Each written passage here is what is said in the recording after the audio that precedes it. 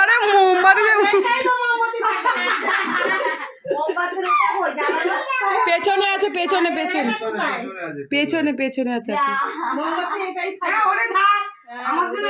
ঠিক আছে, মোমবাতি ফুটতে হবে না, জ্বলতে থাকুক। কি ফুটাতে দাও, ফুদা ফুদা ফুদা ফুদা।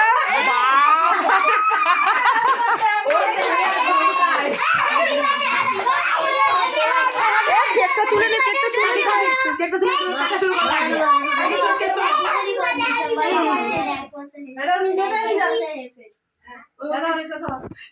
সব লাগিয়ে দে।